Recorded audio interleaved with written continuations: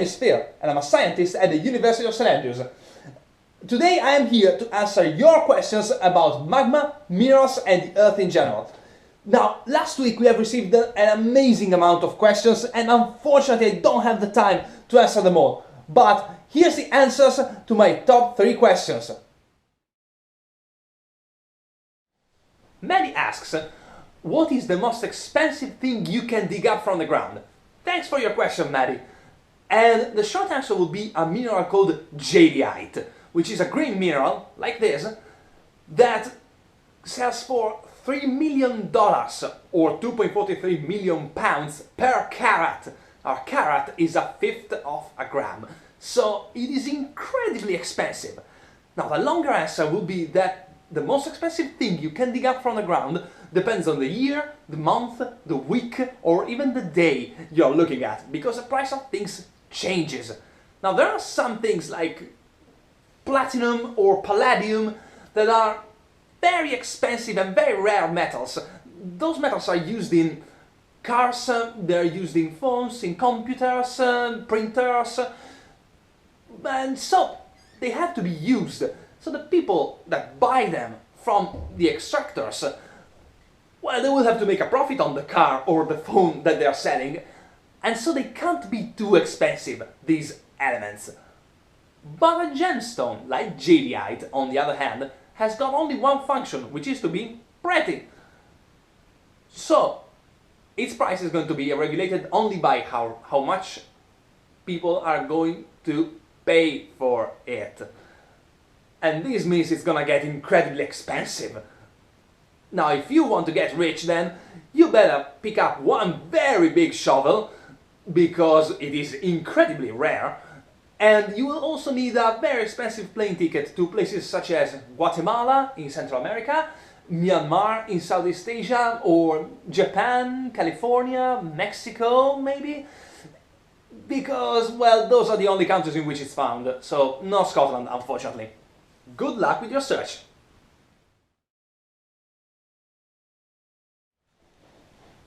Next question is from Nancy. Nancy asks, if we go at different depths in the Earth, do we find different minerals? Because she heard that if you go deep enough, you can turn coal into diamonds. This is very cool, and thank you so much, Nancy, for this question. It is true, if you go deep enough, yes, coal can turn into diamonds. Now, to understand why, we have to first understand what a mineral is. There are 2 key features to minerals. Their chemical compositions, so which atoms pretty much make them up, and their framework or structure, so how these atoms are arranged into space. So let's take diamonds. Diamonds are made of only one chemical species, which is called carbon, and they are arranged this way into space, the carbon atoms. Now let's take another mineral called graphite. Graphite is what makes up pencils, pretty much, and it is also only made of carbon, but it's arranged in a different way in space. It's like this.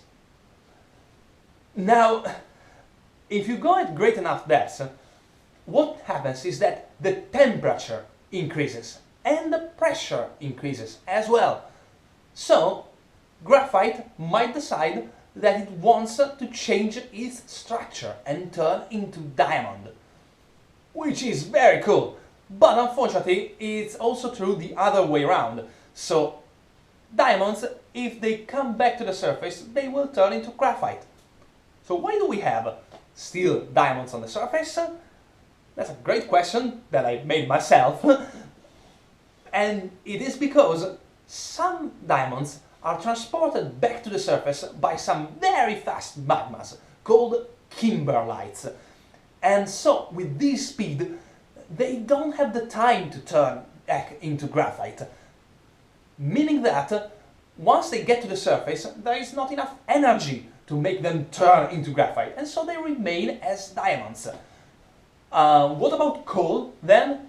Well, coal is also mostly made of carbon.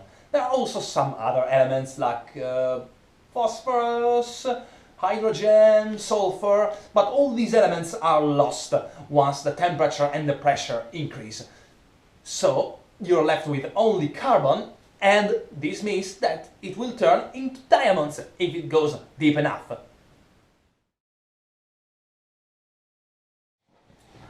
Moving on to our third and final question. Sam asks, what is the most useful mineral? Thank you so much, Sam, for your question, and it is fascinating. Now, we can use a concept from the previous question by remembering that a mineral is defined by a precise chemical composition and a well-defined structure. Now, something like oil, for instance, despite how useful and also harmful it is to humans, it doesn't have a proper structure, so we can't really call it a mineral. So it is an incredibly useful natural resource, but it's just not a mineral. So the problem with usefulness is that it changes over time. So take an element like lead. Now, lead in the beginning of the last century was incredibly useful because it was great in fuel, in paint, in pipes, in pencils, in pretty much everything. However, at some point we also discovered that it's also very toxic for humans, and so we stopped using it. Thus, the lead-bearing minerals that were used to extract it went from incredibly useful to totally useless. So we had to think about something that has been used by mankind throughout its whole history. Well, the first thing that comes to my mind is iron. You've definitely heard what iron is, and it has been used since the dawn of civilization for the most varied usages, because just of how common and practical it is. So my take on the world's most useful mineral would be hematite, the most important iron-bearing mineral. I hope you all enjoyed this Q&A. If you'd like to know more about geology, why not check out GeoBus, our outreach and public engagement service, on their website or on Twitter. Stay tuned for next week though, when we will be answering your questions about the philosophy of mind and language. Now, that is something very, very cool, and you don't want to miss it. So, if you haven't already, please submit all the questions you might have to this email address or post them down here in the comments by Friday the 1st of May. Thank you so much again, goodbye!